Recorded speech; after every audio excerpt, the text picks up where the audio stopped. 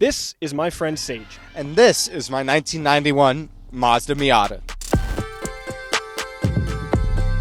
2 years ago, I took this car home, and since then, I've learned a lot. And while the past 2 years of driving this car have been awesome, there are 8 specific things I wish I'd known before buying this car. Knowing these things would have saved me a lot of time, energy, and money. Now, since picking up this car, it's been super reliable for Sage, and never has it left him properly stranded. That being said, there's been one big issue that's plagued his entire ownership thus far. And that would be the radiator, which is the first thing you need to check before picking up your Miata. See, Mazda built these cars to be cheap, which means that they cut a few corners when building, and one of those is the radiator. In fact, the factory radiator on these cars was made of plastic and had such terrible airflow that on a warm day, under normal driving conditions, with the AC on, the car would overheat. Now, unfortunately, mine is still plastic, and in combination with small size and poor airflow, can lead to overheating issues, especially when you throw spirited driving into the equation. See, here in Tucson, we've got a highway with about 30 miles of continuous twisty mountain roads, and the Miata felt perfectly at home until it overheated about half an hour into the drive. And even under normal driving, it only takes a few hours to get warm. So before you pick one of these up, make sure you check the radiator. If it still has the original plastic radiator, which it probably won't, make sure that you're prepared to replace it. And even if it doesn't still have that original radiator, make sure to look at the fans. Check to see if they work, and make sure that the original motors and connectors in them are still good. If not, be prepared to replace them with an OEM equivalent, because Mazda actually did an okay job with the fans. Regardless, before you buy it, think about how you're going to be using it. If you plan on either tracking it or drifting it, be prepared to upgrade to a bigger, all-aluminum radiator. Now, the second thing you should check before you sign the title is the AC. Now, even if your car is staying cool, you probably won't be. The AC compressors on these things are quite small, and they struggle to keep up on a hot day. Now, you might be thinking, But Sage, it's a Miata. If it gets hot, just drop the top down. and to that I'd say,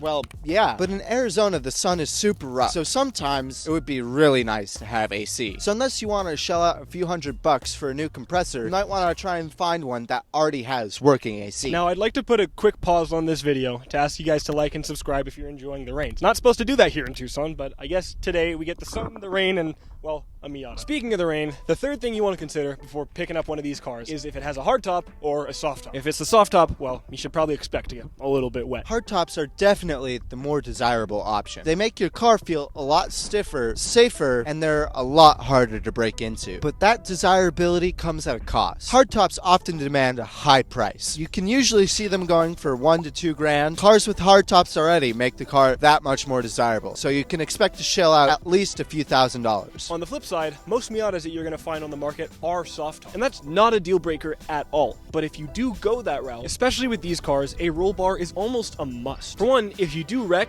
there's nothing between your noggin and the asphalt except this windshield, which, let's be honest, really doesn't do much. So it is really smart to consider getting a roll bar. Even if you don't care about the safety aspect, roll bars just look cool. It makes it look like a race car that it was meant to be. On top of that, you also definitely need to consider the condition of the soft top as well. These soft tops are often easy to damage and don't hold up well to the test of time. These rear windows often yellow, fog up, and crack, and this canvas can tear very easily if it hasn't been well maintained. Replacing a soft top really isn't the end of the world, but it is another cost that you're going to want to keep in mind. So when you're shopping around, make sure to carefully check the condition and factor that into your overall price. The fourth thing you need to think about when buying a Miata is the security. These cars aren't exactly the hardest to get into. Especially with a soft top, all it takes is a pocket knife, and someone can get in a few seconds. And it's not just the break-ins that you need to worry about. Miatas don't have any electronic security systems built in, which makes them super easy to steal. I mean, look at us. We've copied his key 6 times and stolen his car 3 times.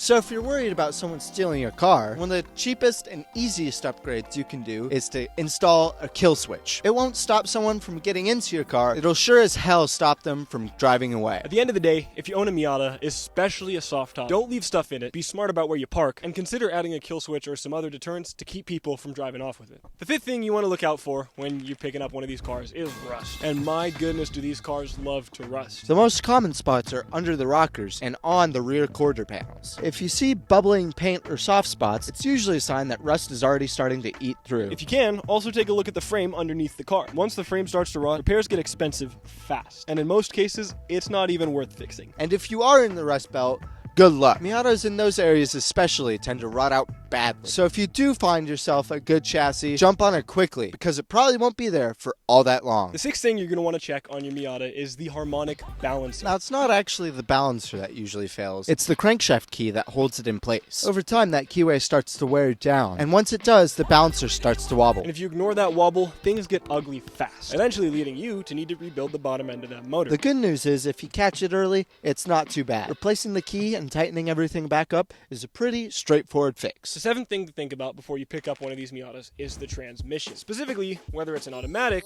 or a manual. The truth is, the automatics in these cars just aren't as much fun. They make the car feel slower, they're less responsive, and they're way less reliable. Getting one of these in an automatic kind of defeats the whole point of getting a Miata in the first place. You lose a lot of what makes a Miata special. And reliability-wise, the manuals are way better. They're simpler, tougher, and way more engaging to drive. With manuals, you can really wring out the performance in these cars. You have way more control just in general. The automatics, on the other hand, kind of suck the soul out of these cars. So unless you absolutely need an automatic for daily driving, I really recommend getting the manual. The eighth and final thing to check before buying one of these are all of the weather seals. These cars are old and rubber really does not last forever. The window seals in particular tend to go bad, and after a rainstorm, you'll end up with a bunch of water sloshing around at the bottom. And if you're looking at one of the soft tops, also check the seals around that. If those are leaking, all your carpeting and seats could get wet, which will end up leading to mold. So when you're checking out a Miata, make sure to check for water stains and to see if there's any water in the doors. Also, just inspect the seals, and if there's any cracking or tearing, be ready to replace them. A leaky Miata isn't necessarily a deal breaker, but it is something you're going to want to know about ahead of time before it rains. So yeah, the Miata is one of the most fun cars you can buy, but like any other 30-year-old car, it's going to have its quirks. Most of these problems aren't deal breakers, but knowing them ahead of time can save you a whole lot of headache later. Exactly. If you keep an eye out for the stuff that we talked about today, you'll end up with a car that puts a smile on your face every time you drive it. Thanks for watching, and if this video helped you out, consider hitting that like button. Also, feel free to leave a comment if you daily drive one of these Miatas. And don't forget to subscribe to The Shift Show for more content. We've got plenty more coming. Anyway, we'll catch you guys next time.